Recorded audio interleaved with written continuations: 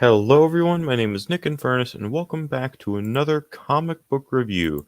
And in this one, we're jumping back into the DC Extended Universe with its fourth film, Wonder Woman.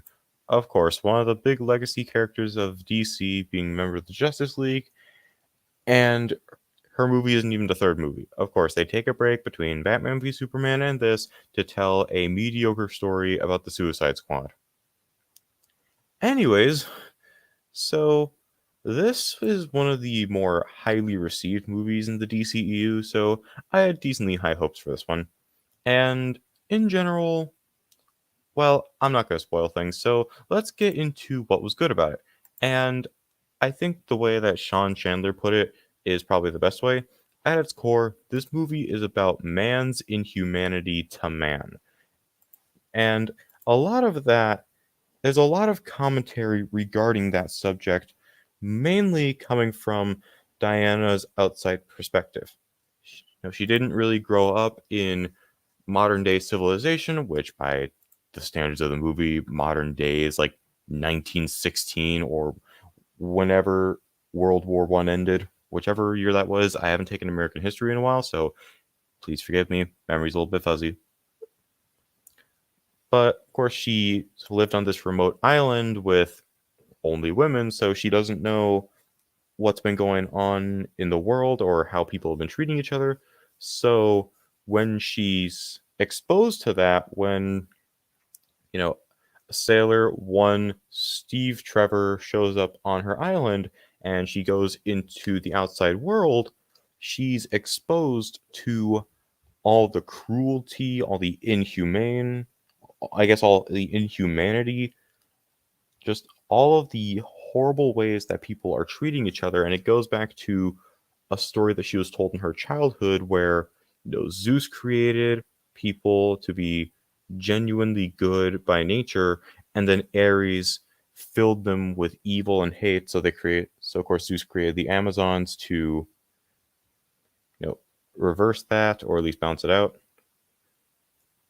But she's able to call it, but because of all of that, the way she was brought up and her perspective of things, she's able to call out all these different things that are going on. Even in one scene when Steve is being rejected by the council, she calls out the general for being a coward and pointing out how back where she's from, generals fight alongside their soldiers. So a lot of really great commentary when it comes to the subject of man's inhumanity to man, which, of course, that's not my wording of it, but it's the best wording of it that I could find because, well, that's just the best way to describe it. It's people being inhumane to each other in ways that one can only imagine.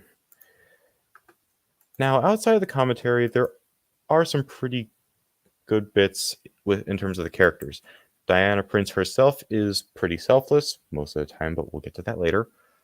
Because the big example I can think of with this one is that Steve shows up on her island. What does she do when she hears that stuff is going on outside? She leaves her island not for any self-serving reason, but because she knows that people outside of her island, they're in danger, they're hurting, people are being awful to each other, so she wants to help and fix that. She even says in the beginning and the end that she's always wanted to save the world. Now, Diana has her own flaws that we'll get to a little bit later, but let's just quickly touch on Steve Trevor, another honestly great character in this movie, mainly just because he's just a guy who wants to do the right thing for the right people. It's again, he shows up on the Amazon's island, and when the Germans attack, he helps the Amazons fight off the Germans. Now, of course, he gets taken hostage after this, but it's the thought that counts. And then when him and Diana go back to the mainland, he does his best to help her adjust to everything and even tries to help her understand the way that things work in the real world. How it's not as black and white as she was taught to believe.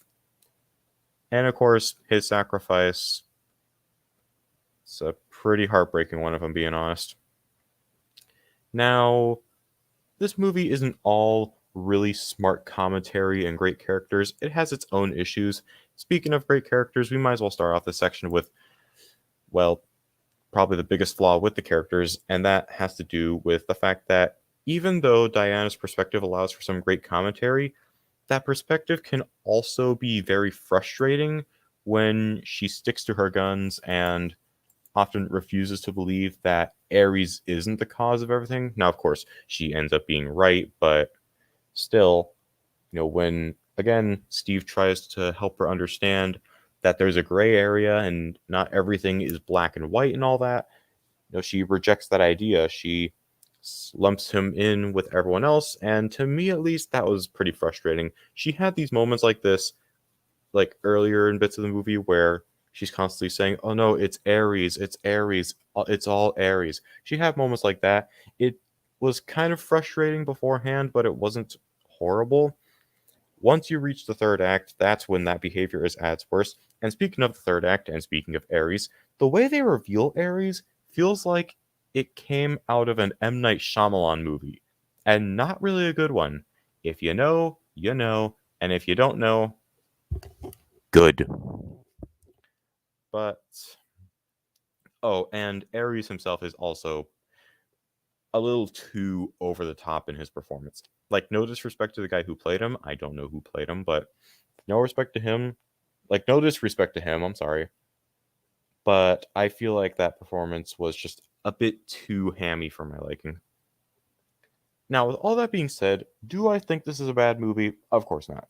As it is, it's really good. It's got a lot to say about an issue that's still present in our modern day society, and it has some great characters to accompany that great commentary, and also the action.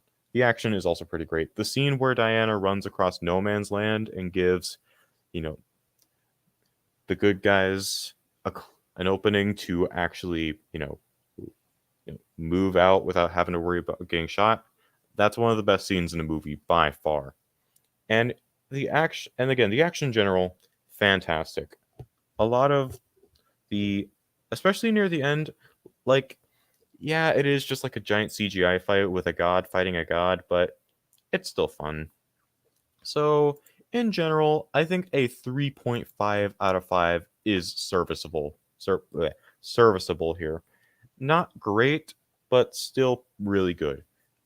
As for where this would go in my overall ranking of the movies I've seen from this franchise, this puts it square in the middle. Definitely better than Batman v Superman and much, much better than Suicide Squad. But I can definitely say that I enjoy Black Adam and Man of Steel quite a bit more. Still great, still really good, but not quite up there yet. And I'll have to see where I stand with the rest of the DCEU before I come to any real conclusions. But anyways, guys, that's going to do it for this review. If you liked it, you know what to do. I'm not going to bore you with all that generic crap. Until next time, take care and Godspeed.